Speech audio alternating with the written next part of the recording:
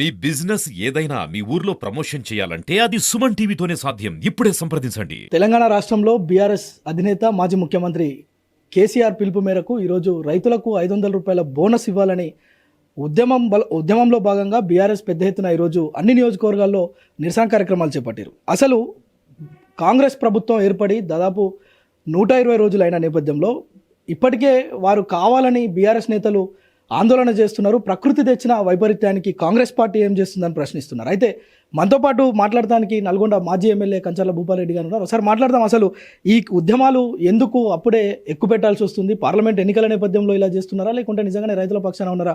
ఒకసారి మాట్లాడే ప్రయత్నం చేద్దాం. అన్న చెప్పండి, ఎందుకు కాంగ్రెస్ పార్టీ వల్లనే కరువు వచ్చిందని బీఆర్ఎస్ ప్రచారం చేస్తుంది? ఇది 100కు 100% నిజం. ఎందుకంటే ఇదే పోయిన సంవత్సరం కేసీఆర్ గారు ముఖ్యమంత్రి ఉన్నప్పుడు 508 డెడ్ స్టోరేజ్లు ఉన్నా కానీ ఈ యొక్క ఆయకట్లో మరి అటు నాగార్జున సాగర్ కానీ మరి అదేవిధంగా మిర్యాలగూడ కానీ హుజూర్నగర్ కానీ కోదాడు కానీ మరి అదేవిధంగా గోదావరి నీళ్ళు కాళేశ్వరం నీళ్ళు సూర్యాపేట కానీ కోదాడు కానీ ఈ ప్రాంతానికి నీళ్లను తెచ్చి పంటలను కాపాడాడు కేసీఆర్ గారు. మరి గతంలో ఎండిపోయింది, ఇప్పుడు ఎందుకు ఎండిపోతుంది? ఇప్పుడు నాగార్జున సాగర్ డెడ్ స్టోరేజ్ 510కి ఎక్కువనే ఉన్నాయి. మరి 508 ఉన్నప్పుడే నీళ్ళు ఇప్పించి పంట పొలాలు ఎండిపోకుండా, ఒక్క ఎకరం కూడా ఎండిపోకుండా కాపాడినటువంటి కేసీఆర్ గారు ముఖ్యమంత్రి పాలనలో జరిగింది.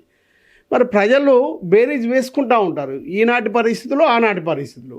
ఆనాడు కూడా డెడ్ స్టోరీలో ఉన్నప్పుడు నీళ్ళు ఇప్పించిండు కేసీఆర్ గారు. మరి ఇలా డెడ్ స్టోరీలో ఎక్కువ నీళ్ళు ఉన్నాయి, గతం కన్నా ఎక్కువ నీళ్ళు ఉన్నాక కూడా మరి నీళ్ళు రాలేదు. ఆ నీళ్లు రానందుకే ఇవాళ పంట పొలాలు ఎండిపోయినందుకే ఇది కాంగ్రెస్ తెచ్చిన కరువు అనే ఆలోచనతో ఇలా ప్రజలు ఉన్నారు. ఇవాళ ఎవరో చెప్తే లీడర్లో లేకపోతే ఇంకోలో కాంగ్రెస్ వాళ్ళు బీఆర్ఎస్ వాళ్ళు లేకపోతే బీజేపీ వాళ్ళు చెప్తే ప్రజలు నమ్మే పరిస్థితి లేరు.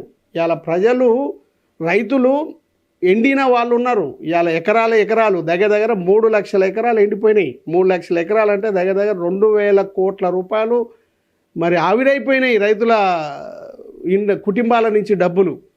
మరి ఎవరిస్తారు ఇవన్నీ? అవన్నీ కూడా ఎండిపోయిన వాళ్ళకి ఖచ్చితంగా కడుపులో మంట ఉంటుంది. దాంతోపాటు ఇవాళ ఏమైంది, పెట్టుబడి సాయము మరి ఎప్పుడో 4 నెలల కిందనో 5 నెలల కింద రావాల్సిన పెట్టుబడి సాయం ఈనాటికి రాలే. మరి నిజంగా కూడా కేసీఆర్ గారు ఒకసారి ఇచ్చుడు మొదలైతే 15 రోజులలో 10 రోజులలోనే మొత్తం 7,500 కోట్లు అందరికీ ఒక రింగ్ తోటి రింగ్ అనే శబ్దంతో అందరి అకౌంట్లలో పడేది. మరి ఇవాళ మరి ఆనాడు చెప్పినావు, ఇప్పుడు ఏం తీసుకోకూరు మీరు, రేపు డిసెంబర్ 9 తర్వాత నా గవర్నమెంటే వస్తుంది, కాంగ్రెస్ ప్రభుత్వం వస్తుంది, మరి డిసెంబర్ 9 తర్వాత 15,000 రూపాయలు తీసుకుందిలే అని మాటలు మాట్లాడుతుంది. నువ్వు మాట్లాడింది కరెక్ట్ కాదా? నువ్వు చెప్పింది నిజం కాదా? మీరు చెప్పినటువంటి మాటలు మీరు నిలబెట్టుకోవాలి కదా. మరి ఇలా కనీసం నువ్వు 15,000 ఇవ్వకుండా కనీసం కేసీఆర్ గారు ఇచ్చే పైసలు కూడా ఇవ్వైతే ఇప్పటికి 4 ఎకరాలకు 5 ఎకరాలకు కూడా డబ్బులు పడకపోయాయి. ఏదో అక్కడో ఇక్కడో ఏదో జిల్లాలో అక్కడొకటి ఇక్కడొకటి వేసి ఏదో నడిపిస్తున్నావు, ఎలా తీసుకుంటున్నావు? ఇది కరెక్ట్ కాదు. ఎందుకంటే ప్రజలు గతంలో కేసీఆర్ ప్రభుత్వంలో అందిన డబ్బులు, పెట్టుబడి సాయం రూపంలో వచ్చిన డబ్బులు, తర్వాత కరెంటు 24 గంటల కరెంటు వచ్చినటువంటి సందర్భం, మరి నీళ్లు కూడా ఏ విధంగా పారుగడిచ్చిండు, ఏ విధంగా ఇబ్బందులు కాకుండా నీళ్ళు ఇచ్చిండు, అవన్నీ కూడా గతంలోకి ఇప్పుడు ఒకటి. గత 10 సంవత్సరాలు టీఆర్ఎస్ ప్రభుత్వం వచ్చినప్పుడు 2014లో కూడా ఇదే పరిస్థితి ఉండే. దాన్ని మెల్లమెల్ల డెవలప్ చేసుకుంటూ చెర్లల పూటికలు తీపిచ్చేసి తర్వాత ప్రాజెక్టులలో నీళ్ళు తీసుకొచ్చి ఇదే ఎస్ఎల్బిసి నుంచి కూడా నీళ్లు కృష్ణా జలాలని అటు గోదావరి జలాలని మనకు రేపు శాశ్వతంగా కరువు ఉండొద్దు, ఎంత పెద్ద కరువు వచ్చినా నీళ్లను ఉపయోగించుకునే విధంగా ఇలా కాళేశ్వరం ప్రాజెక్టు నిర్మాణం చేసుకున్నాడు. ఇట్లాంటివి చేసి పకడ్బందుగా ప్రజలకు ఇబ్బంది కాకుండా రైతులకు ఇబ్బంది కాకుండా ప్లాన్ చేసుకుంటే ఇవాళ అబద్ధపు హామీలతోటి ఇవాళ కాంగ్రెస్ పార్టీ అధికారంలోకి వచ్చి 100 రోజులలోనే ఇవాళ మొత్తం తెలంగాణను మొత్తం ఆవిరైపోయింది. వాళ్ళ ఆశలన్నీ మరి ఇవాళ ఆశలన్నీ అరియాశలు అయిపోయినాయి.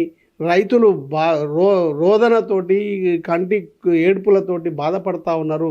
దగ్గర ఈనాటికి 209 నుంచి 210 మంది చనిపోయినరు. ఇలాంటి పరిస్థితి ఉంటే కూడా ఇంకా కూడా టీఆర్ఎస్ పార్టీ మీద, కేసీఆర్ మీద, లేకపోతే కేటీఆర్ మీద, లేకపోతే ఇంకొకరి మీద ఆరిపోసుకోవడం ఇది కరెక్ట్ కాదు. కేసీఆర్ మన గవర్నమెంట్ వచ్చింది, అధికారంలోకి వచ్చిన మీరు గిచ్చుకొని చూసుకుంటున్నారు. అసలు మేమేనా కాంగ్రెస్ ప్రభుత్వమైనా అధికారంలోకి వచ్చింది, నేనైనా కేసీఆర్ మన రేవంత్ రెడ్డి గారు నేనైనా ముఖ్యమంత్రి అని గిచ్చుకునే పరిస్థితిలో మీరు ఉన్నారు. మీరు వచ్చిన తర్వాత పరిపాలన మీద ఏ విధమైనటువంటి అవగాహనతో ముందుకు పోవాల్సినటువంటి అవసరం ఉన్నది. మీరు ఇచ్చినటువంటి హామీలు ఏవైతే 6 గ్యారంటీల్లో 13 హామీలు ఏవైతున్నాయో అవి ముందు ఇంప్లిమెంట్ చేయాలి 100 రోజుల లోపల. మరి అవి చేయకుండా ఎంతసేపు మరి ఆ స్కామ్ అని ఈ స్కామ్ అని ఇట్లా ఏమున్నా బురద జల్లే, పోయిన ప్రభుత్వం మీద బురద జల్లే ప్రయత్నం చేస్తున్నారు. కానీ మీరు ఏమి ఇస్తున్నారు, ఏం చేస్తున్నారు, ఈ 100 రోజుల్లో ఏమి ప్రజలకు అవసరాలు ఉన్నాయి. మరి ఎండాకాలం వస్తుంది, తాగునీళ్ళు ఎట్లా ఇవ్వాలి, ఎండాకాలం వస్తుంది, రేపు పంట పొలాలను ఎట్లా కాపాడుకోవాలి. అరే ఆడ ప్రాబ్లమే లేదు, ఏదో చిన్నది ఇసుక కదిలేదంతో 2 పిల్లర్లు ఏదో ప్రాబ్లం అయితే దాన్ని రికవర్ చేసుకొని మరి అవన్నీ నింపుకొని అలా మరి గోదావరి ప్రాంతంలో ఉన్నటువంటి లక్షల ఎకరాలకు నీళ్ళు ఇచ్చుకునే అవకాశం ఉండి దాన్ని నిర్లక్ష్యం చేసి దాన్ని బదనాం చేయడం కోసం, బురద జల్లడం కోసం నువ్వు ఇవాళ మేడిగడ్డని మొత్తం ఆపుకొని కేసీఆర్ గారు బయటికి వెళ్ళి ప్రజల మధ్యకు రాగానే భయపడి మళ్ళీ నువ్వు నిన్న మరి గాయత్రి పంప్ హౌస్ను ఓపెన్ చేసి మరి అయ్యాల బంద్ పెడితే ఇవాళ నీళ్ళు కేసీఆర్ గారు బయటికి వెళ్ళగానే నీళ్ళు ఎట్లా వచ్చినాయి ఒకసారి ఆలోచన చేయండి. ఇవన్నీ కూడా ప్రజలు ఆలోచిస్తారు, ప్రజలు మేధావులు. ప్రజలు అనుకుంటే ఎంత పెద్దోనైనా మరి కాలగర్భంలో కలుపుతారు. ఇది ఏది ఏమైనా మరి కరువు రాలే, ఇది కాంగ్రెస్ తెచ్చిన కరువు. ఈ మాట ఇచ్చి అబద్ధాలు చెప్పి మరి రైతులకు ఈ విధమైనటువంటి పెట్టుబడి సాయం ఎకరానికి 15,000 రూపాయలు కానీ, 2 లక్షల రుణమాఫీ కానీ, మరి 500 రూపాయల బోనస్ కానీ, మరి అదేవిధంగా మరి ఏమేమి హామీలు ఇచ్చిండ్రో మరి ఇలా ఆసరా పెన్షన్లు 2,000 బదులు 4,000 రూపాయలు ఇస్తున్నావు, అవి కూడా ఈనాటికి అవి. తర్వాత మహిళలకు 2,500 రూపాయలు ఇస్తా అని చెప్పినావు, 1 కోటి మందికి ఇస్తున్నావు అవి. మరి అదేవిధంగా మరి ఉపాధి హామీకి సంబంధించినటువంటి ఎవరైతే ఉన్నారో కార్మికులు ఉన్నారో వాళ్ళకి 12,000 ఇస్తా అని చెప్పినావు. మరి అదేవిధంగా కౌలు రైతులకు 15,000 రూపాయలు ఇస్తున్నావు ఎకరానికి. మరి ఇవన్నీ కూడా నువ్వు ఇంప్లిమెంట్ చేసుకొని రేపు ఇవన్నీ కూడా ఇవ్వాల్సినటువంటి అవసరం ఉంది. కాబట్టి ప్రజలు కూడా ఆలోచన చేస్తూ ఉన్నారు. ఏదో అబద్ధపు మాటలతోటి అభివృద్ధిని కాలరాసుకున్నాం, కేసీఆర్ ప్రభుత్వాన్ని పొడగొట్టుకున్నందుకే ఇవాళ కర్మ భగవంతుడు కూడా క్షమించకుండా నీళ్ళని తీసుకుపోతున్నాడు, కరెంటుని తీసుకుపోతున్నాడు, పంటలు వేస్తే పంటలు ఎండిపోతున్నాయి. ఈ దరిద్రపు మరి వాస్తులేని కాలు మరి కాంగ్రెస్ పార్టీ మోపింది. ఇవాళ తెలంగాణ 10 సంవత్సరాల్లో లేనటువంటి 2014 ముందు ఏ విధంగా ఉందో మళ్ళా ఆనాటి పరిస్థితులు ఇస్తానికి మరి రేవంత్ రెడ్డి అన్నాడు. మరి ఆనాటి పరిస్థితులు మరి ఈనాడు వస్తూ ఉన్నాయి. ఇలాంటి దరిద్రం పోవాలంటే మళ్ళీ రేపు పార్లమెంట్ ఎన్నికల్లో టీఆర్ఎస్ఏ గెలవాలి, కారే గెలవాలి, మరి కేసీఆర్ గారి నాయకత్వంలో బలపరిచిన అభ్యర్థులే గెలవాలనేది ప్రజలలో ఉంది. రేపు జరగబోయేది కూడా అదే. ఖచ్చితంగా ప్రజల్ని కూడా నేను కోరుకుంటున్నా. ఎందుకంటే వీళ్ళు పార్లమెంట్ ఎన్నికలు ఉన్నాయని తెలిసినాక కూడా ఇలా పెట్టుబడి సాయం ఇప్పటికి పూర్తి చేయలేదు అంటే భయం లేదు. కాబట్టి మీరు ఖచ్చితంగా రేపు పార్లమెంట్ ఎన్నికల్లో కారు గుర్తు మీద ఓటేస్తే భయానికన్నా వాళ్ళు ఇచ్చిన హామీలన్నా నెరవేర్చడానికి అవకాశం ఉంటుంది. కాబట్టి రేపు పార్లమెంట్ ఎన్నికల్లో కారుకి వేయకపోతే మళ్ళీ 5 సంవత్సరాల దాకా వాళ్ళని ఏం చేసేది లేదు. కాబట్టి దయచేసి ప్రతి ఒక్కరిని కూడా నేను కోరుతున్నా, ప్రతి ఒక్కరిని కూడా వేడుకుంటున్నా, ఈ తెలంగాణ రాష్ట్రం సస్యశ్యామలంగా ఉండాలి, ఈ తెలంగాణ రాష్ట్రం బాగుండాలి, ఈ తెలంగాణ రాష్ట్రంలో ఉన్నటువంటి రైతాంగం బాగుండాలి అంటే మరి కాంగ్రెస్ పార్టీ హామీలు ఇచ్చినటువంటి ప్రతి ఒక్కరు కూడా నెరవేర్చాలంటే బీఆర్ఎస్ పార్టీ, టీఆర్ఎస్ పార్టీ అభ్యర్థులైనటువంటి పార్లమెంట్ అభ్యర్థులైనటువంటి మరి అభ్యర్థుల కారు గుర్తు మీద ఓటేసి గెలిపిస్తే ఖచ్చితంగా మరి వాళ్ళ గుణపాఠం అవుతుంది. ఆ గుణపాఠంతో వాళ్ళ మెడలు వంచి వాళ్ళు చేయాల్సిన పనులు ఇచ్చినటువంటి హామీలన్నీ కూడా నెరవేర్చుకోవడానికి అవకాశం ఉంటుందని నేను ప్రతి ఓటర్ను కూడా కోరుతా ఉన్నాను. అంటే వాస్తవంగా వాళ్ళు కూడా అదే ఆరోపిస్తున్నారు. రైతుల పట్ల బీఆర్ఎస్కి కానీ టీఆర్ఎస్ నేతలకు కానీ ఎవరికి కూడా చిత్తశుద్ధి లేదు. నిన్న మొన్నటి వరకు లేనిది ఇలా పార్లమెంట్ ఎన్నికలు ఉన్న రోజే ఎందుకు బయటకు వచ్చి 500 కోసం ఉద్యమాలు చేయాల్సి వస్తుందని ప్రశ్నిస్తున్న పరిస్థితి ఉంది. చిత్తశుద్ధి లేకపోతే 2014 టీఆర్ఎస్ పార్టీ అధికారంలోకి వచ్చిన తర్వాత కేసీఆర్ గారు ముఖ్యమంత్రి అయిన తర్వాత ఆ రోజు ఈ తెలంగాణ పంట 44 లక్షల మెట్రిక్ టన్నులు మాత్రమే సంవత్సరం మొత్తానికి. అట్లాంటిది చిత్తశుద్ధితోటి రైతులకు అన్ని విధాల కరెంటు 24 గంటల కరెంటు ఉచితంగా ఇవ్వడం కానీ, పెట్టుబడి సాయం ఎకరానికి 10,000 రూపాయలు ఇవ్వడం కానీ, తర్వాత రైతు చనిపోతే 5 లక్షల రూపాయల బీమా ఇవ్వడం కానీ, పండిన పంట ప్రతి గింజ కొనుగోలు చేయడంతో రైతులు 44 లక్షల మెట్రిక్ టన్నులు వచ్చే ధాన్యం దగ్గర 20 నుంచి 30 లక్షల ఎకరాలు మాత్రమే పారేటువంటి పారగడని ఆ 2 సంవత్సరాల్లో అభివృద్ధి చేసుకుంటూ దగ్గర మరి 3 లక్షల మెట్రిక్ టన్నుల ధాన్యం 3 కోట్ల మెట్రిక్ టన్నుల ధాన్యం పండించినటువంటి పరిస్థితులు దగ్గర 1 కోటి ఎకరాలు సాగు చేసినటువంటి పరిస్థితి. మరి ఇది చిత్తశుద్ధి కాదా? ఇది కేసీఆర్ గారి నాయకత్వంలో మరి అవన్నీ ఇంప్లిమెంట్ చేసింది కాబట్టి ఇలా మరి 3 కోట్ల ధాన్యం పండించింది వాస్తవం కాదా? తర్వాత 1 కోటి ఎకరాలని సాగు చేసింది వాస్తవం కాదా? మరి ఆనాడు కేసీఆర్ గారి నాయకత్వంలోమో ఆ విధమైనటువంటి ఎందుకు ఓటింగ్ జరిగినాడు కూడా మరి నీళ్లు పుష్కలంగా ఉన్నాయి. ఇవాళ ఎందుకు పోయినాయి? మీ పాలన సరిగా లేక, మీ ఆలోచన సరిగా లేక, మీ యొక్క మరి సమన్వయం సరిగా లేక, ఆఫీసర్లతోటి రివ్యూసే లేవు కదా. జిల్లాలో 2 మంత్రులు ఉంటే, దరిద్రులు ఉంటే 2 ఉంటే కనీసం నీళ్ళని ఏం చేయాలి, ఈ ఎస్ఎల్బిసి ద్వారా ఎట్లా ఇవ్వాలి, మరి గోదావరి నీళ్ళని ఎట్లా తేవాలి, ఎట్లా పంట పొలాలను కాపాడుకోవాలని ఒకనాడు ఆలోచన లేకపోయే. తర్వాత తాగునీళ్ళు ఏ విధంగా ప్రజలకు ఇవ్వాలని ఒకనాడు ఆలోచన లేదా? మీకు చిత్తశుద్ధి లేదు, మీకు ఆలోచన లేదు. మీకు ఏమున్నా రైస్ మిల్లర్ల దగ్గర కోట్ల రూపాయలు ఎట్లా దొబ్బాలి, తర్వాత కాంట్రాక్టర్ల దగ్గర కోట్ల రూపాయలు ఎట్లా దోసుకోవాలి, తర్వాత ట్రాన్స్ఫర్లు చేయించి ఎట్లా పైసలు తీసుకోవాలి, తర్వాత గతంలో శాంక్షన్ చేసినటువంటి పనులని ఆపి ఎట్లా తీసుకోవాలి. ఇవాళ కళాభారతి దగ్గర 90 కోట్ల రూపాయలతోటి మరి అది టెండర్ అయి పనులు ప్రారంభమయ్యే దశలో ఉంటే ఆ కాంట్రాక్టర్లను కూడా ఇబ్బంది పెట్టి వసూలు చేసుకున్నటువంటి పరిస్థితి. ఇవాళ మెడికల్ కాలేజీలో పైసలు వసూలు చేసుకున్నటువంటి పరిస్థితి, ఎన్జీ కాలేజీలో పైసలు వసూలు చేసుకున్నటువంటి పరిస్థితి. వీటి మీద మీరు కేంద్రీకరించారు. కానీ ఈ ప్రజలకు ఏం అవసరాలు ఉన్నాయి, రైతులకు ఏం అవసరాలు ఉన్నాయి, కొత్తగా ఏం చేయాలి? ఆ రోజు నల్గొండ నియోజకవర్గంలో నేను శాంక్షన్ చేయించినటువంటి 1350 కోట్ల రూపాయలని ఇలా పనులు అవుతున్నాయి. ఇంకా కూడా 200-300 కోట్ల రూపాయలు మరి వెనక పోయే పరిస్థితి ఉన్నాయి. నువ్వు కొత్తగా తెచ్చింది ఏం లేదు. నేను కొబ్బరికాయలు కొట్టి క్లాక్ టవర్ సెంటర్లో కొబ్బరికాయలు కొట్టించి 9 దిమ్మలు ఏర్పాటు చేసి ఆ దిమ్మలలో ఉన్న పైసలతోటే పనులు అవుతున్నాయి. కానీ కొత్తగా నువ్వు చేసింది ఏం లేదు. ఇవాళ ముషంపల్లి నుంచి మరి ధర్మపురం అటు రోడ్ అంటున్నావు, అది నేను కొబ్బరికాయ కొట్టినా నేను. అది తర్వాత మామిడాల నుంచి మన మాడుగులపల్లి నుంచి ఆగమోత్కూరు అది మరి ఆ రోడ్డు కూడా నేను ప్లాన్ చేసిన. తర్వాత చందనపల్లి దగ్గర నుంచి ఈ మన ఇండ్లూరు దాకా నేనే ప్లాన్ చేసిన. మరి అదేవిధంగా గుండ్లపల్లి ఎక్స్ రోడ్ కాడి నుంచి మన కురంపల్లి దాకా నేనే ప్లాన్ చేసిన. తర్వాత ఇట్లా మరి నేను మీకు లెటర్ కూడా బయట పెడతా. నేను కేంద్ర ప్రభుత్వాన్ని పంపి ప్రాసెస్ చేసి నితిన్ గడ్కరీ నుంచి చేసినటువంటి ప్రాసెస్ అంతా కూడా నేను చూపిస్తా. ఇవాళ నేను నా పీరియడ్ బంగారం పీరియడ్.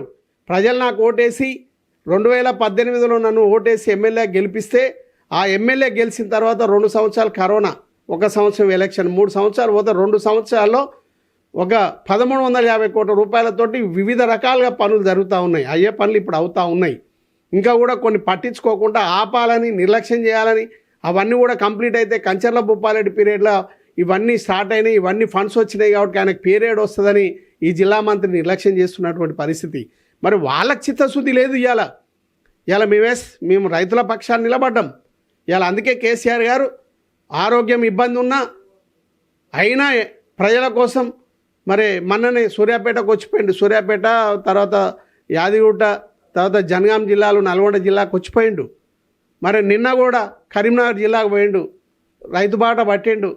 ఈయన రైతు బాట పట్టి రైతుల దగ్గర పోయి రైతుల కష్టాలు చూస్తుంటే మరి ఇదే ముఖ్యమంత్రి, రాష్ట్ర ముఖ్యమంత్రి రేవంత్ రెడ్డి గారు ఏం చేసిండు, నిన్న ఉప్పల్ స్టేడియం పోయి క్రికెట్ చూస్తున్నాడు. ఇది వాళ్ళ చిత్తశుద్ధి. కాబట్టి ఆలోచన చేయండి. ఇలా ప్రజల కోసం ఒక పెద్దన్న పాత్ర పోయించిండు కేసీఆర్ గారు ముఖ్యమంత్రిగా. కానీ ఈయన ఏ విధమైనటువంటి పాలన చేస్తుండో ఒకసారి ఆలోచన చేయండి. కాబట్టి ప్రజల్ని నేను కోరుకునేది ఒకటే, చిత్తశుద్ధితోటి ఈ తెలంగాణ బాగుండాలి, తెచ్చిన తెలంగాణ మరి ప్రతి సామాజిక వర్గం ప్రతి ఒక్కరూ బాగుండాలనే ఆలోచనతోటి ముందుకు పోయిండు.